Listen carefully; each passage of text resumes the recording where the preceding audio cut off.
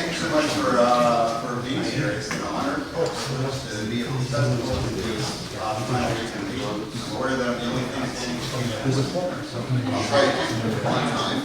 I'm very excited to give today an overview of several of my last research projects that I think have direct applications to the question. And so rather than the scientific nitty-gritty detail, I'm trying to take some practical applications, so it's technical, and technical details people would like afterwards. And then one of the chapters in the book, physicality and gesture in percussion music are powerful tools of communication. Anyone who's ever attended a percussion concert can tell you the experience of percussion involves the eyes as well as the ears. That's probably not a very controversial statement for this group, but in many ways, in thinking about music and talking to colleagues outside of percussion, the idea that music involves something more than the sound can be somewhat controversial. In that sense, I think some of this work fits with some of the themes of this symposium here. And so what I want to do now is focus on ways in which we can use extra-acoustic information effectively in musical performances, focusing in particular on the psychological and neurological basis for how some extra auditory information actually plays a powerful and profound role in the musical experience. So throughout this talk, I'll be using the term perception. So I wanted to first start off clarifying what I mean when I use the term. My dad, when I talk to him, uses a perception and maybe an everyday term. He'll say, it's okay, you're flying to Mexico, Mike. You know, although flying is perceived as dangerous, in reality, it's actually safer than traveling by automobile. Well, and he's right. Both is statistic and is a correct way of using perception, but that's a different way than the term is used by scientists trying to understand how the brain works. Because in this context, when scientists are talking about perception, they're referring to our internal experience of the external world, not something that is necessarily untrue. And as one example of this, there's a wonderful illusion called the Pizza triangle. And here we all see the white triangle here, which has a number of interesting properties. But I think the most fascinating thing is that, well, there actually isn't a white triangle on that screen. So all I've shown are 3 Pac-Man figures and 3 pairs of lines. Now we have the perception of a white, or the internal experience of seeing that, even though it's not printed on the page. And we can talk later about what's going on in the brain, how that happens, or philosophically that the triangle actually exists. But my point here is this is what psychologists are referring to when they use the term perception. It's our internal experience of the external world.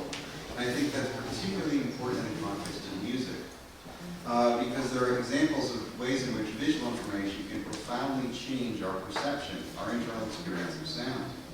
So one of my all-time favorite illusions is known as the McGurk effect.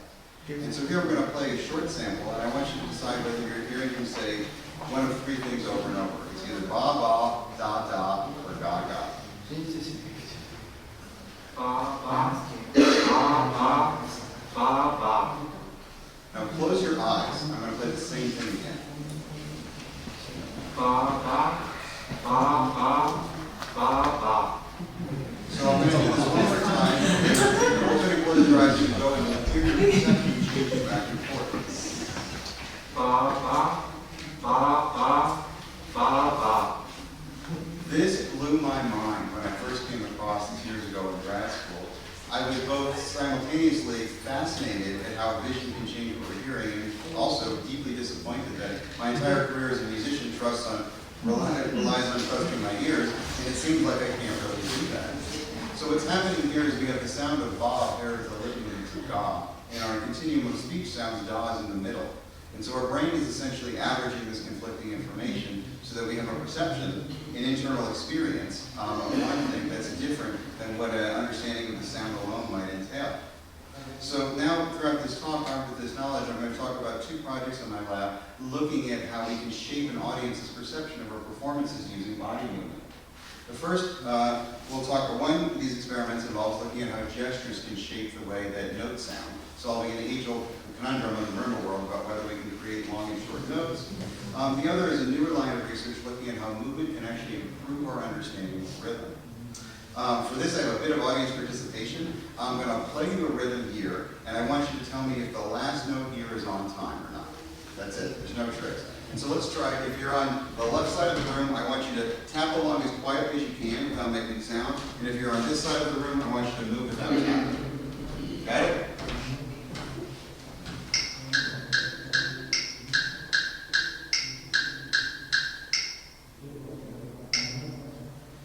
vote. Who says the last note was on time? Who says the last note was not on time? Who's asleep? Okay, understandable. It's a long conference. So, in fact, that last note was slightly late. And this experiment, we were interested in not just whether or not people can understand the rhythm, but how movement changes that. So here we had a drum pad, and in half the conditions, people tapped on the drum pad, and half the time, people did not tap. Now, at the end, we could look at their score here. And so on the y-axis, we have their performance, how well they did. Higher is always better, always down. And so we found when people were not moving, they scored at about 55%. The interesting thing is when asked if their final note was correct or not, people were much more accurate when tapping along as opposed to when listening without moving. Now, years ago, I had the opportunity to do sort of Science Meets Arts conference and give a talk about some research, including the study. And I got to invite any musical ensemble within a reasonable geographic area I could. I live at McMaster University's in Hamilton near Toronto, so I invited this fantastic group Torque. And we came up with the idea of, if they're going to be playing at the concert or we're going to be talking about rhythm, maybe it'd be pretty cool if we tested them on the experiment. So we vote and they decided to go for it. So we drove out to their studio one day and set up our first off-site testing equipment. I have Jamie Drake here doing the experiment, and we got this really interesting data set with a fantastic percussion quartet that has an excellent sense of time. And so now, in comparison to our psychology 101 students with no musical training, we can look at how they did individually. So we've got the 4 members of Torque here, across the x-axis, and we have the same graph of the score. And so as a reference point, I've got a line here for the performance for the movement condition, and we can see that, unsurprisingly, Torque won. So when moving, they're doing really, really good at this task. The interesting thing is what happens in the no movement conditions. Is now we look here at the baseline, and we can see that plotted individually, although movement helped their performance, there's one member of the ensemble in particular that actually did worse than the Psych 101 students without musical training. And no, I'm not going to tell you which one that was, because that's not the point here. But what's fascinating is that here, this expert percussionist with a fantastic sense of time, as you can tell from any of their concerts, did not do as well as the folks without musical training, but only in the no movement condition. Which is maybe sort of an unfair thing to ask of us as percussionists, because as we've seen throughout the past few days, playing our instruments requires a tremendous amount of movement. And so taking that away might interrupt the way in which we're coding time. This is what raises a number of interesting questions about how we encode rhythm and how the brain is able to understand complicated passages. So now my colleagues in psychology have gotten interested in this, and we thought it would be interesting to expand this out, because you never know from a one-off observation whether there's just, say, one person having a bad day, or whether this is indicative of a broader trend. So we needed to get to a lot of percussionists. And we actually didn't have enough in the area where I live, so I struck a deal with the Percussive Art Society, and I got funding from Venture Canada's Young Innovator Award, and I was able to bring a team to PASIC in 2013 and 14. So some of you might have actually run in this experiment. I got some door prizes from my sponsors, so thanks to Innovative Percussion and Saving for this. And we had a grand old time. So over 2 years, we tested 150 percussionists, which gave us some really fascinating insight into how we're encoding rhythm and how movement can improve our rhythm performance as musicians. Rather than going too much into charts and figures, I decided to just do a new kind of data visualization that lets you know how I felt at the end of the 3-year period when I did the final data analysis. And it was something like this. Because although percussionists are repeatedly shown to have excellent rhythm perception and a variety of psychology tasks, we found here in this context, when you take the drumstick away, we don't do any better than the Psych 101 students. So there's something about movement that is fundamentally important in timekeeping. And we actually know now that areas of the brain implicated in motor sequences are actually used when listening to rhythmic music, even if it's music that you've never heard before. So the link between movement and timing is very strong, and I'm sure that's not a total shock to anyone in the professional world, but I think this is very important because I talked to a number of students, and when I asked them to, say, do some movement when playing, sometimes they say this is consistent with the way I've been trained, but many students had teachers that told them not to move, not to tap their foot when training. And now it becomes an artistic decision about whether or not you want to have that on stage, but I think it's important to recognize from a scientific perspective that movement has the potential to improve our rhythm perception. And then what we choose to do with that on stage is an artistic matter. So this is something I think about a lot when I'm teaching, when I'm performing, and I thought this would be an opportunity here to apply some of this, playing one of my all-time favorite snare drum solos. This is 3 Dances by Warren Benson. So we have 3 different movements representing 3 different styles of interacting with rhythm. And I'm realizing now that maybe I should have told you that tapping would help your rhythm perception after I play, but hopefully I'll get all the rhythms right, and you'll enjoy 3 dances by Warren Benson.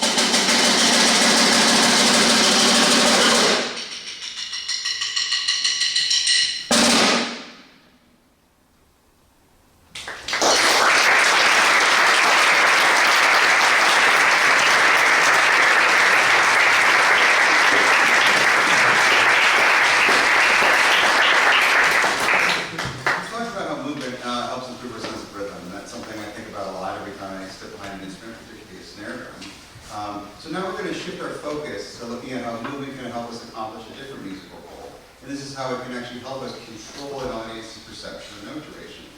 Now, in the context here, we're going to be looking at marimba playing, but I was really excited to hear on the very first talk at this conference, there was a whole discussion of how we can use long and short gestures to help control our audience's understanding of certain musical sounds. Here, though, I'm talking about a specific context, and that's in the context of how gestures shape our perception of duration on marimba. So you might have heard, had discussions with your colleagues or teachers in the past about whether it's possible to produce long and short notes using a long and short gesture. Buster Bailey, in the introduction to his method book, wrote that when sharp wrist motions are used, the only possible results can be sounds of a staccato nature. When smoother, relaxed wrist motions are used, well, the player will then be able to feel and project a smoother, more legato-like style. Anyone who's attended Lee Stevens' marimba camp or read through Method of Movement knows that he does not take this point of view. And so years ago when I started this project, I sent him an email and asked if he could just summarize his thoughts on the relationship between gesture length and note duration. And he wrote back rather pithily that stroke height has no more to do with the duration of bar ring than the sound of a car crashing is dependent on how long a road trip was taken before the accident. So he is adamantly against the idea that gestures can have a musical effect on the resulting note.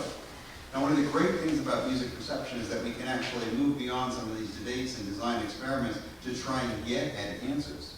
So to try and figure this out, I had Professor Michael Burritt from Northwestern record his best attempt to do long and short notes on the marimba.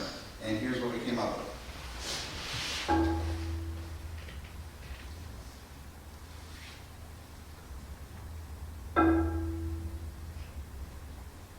So then I took these recordings and split them apart. And so from the long, we got the long auditory and the long visual. From the short, we got the short audio and the short visual. And then we were able to mix and match these. So I made two sort of hybrid conditions where you saw the gesture from the long note, but heard the audio that came from the short stroke. These four things made up the audio-visual condition. And then my colleagues and I also included an audio-alone condition where we had just the sound by itself. And this allowed us to assess the question in a couple different ways. One, does the gesture have an impact when we're seeing the gesture as well as hearing it? And then also what happens without it. So in the experiment, participants sat behind a computer and they saw the videos one by one, not in a pair the way we did just now. And there's a couple key things about the design that are important.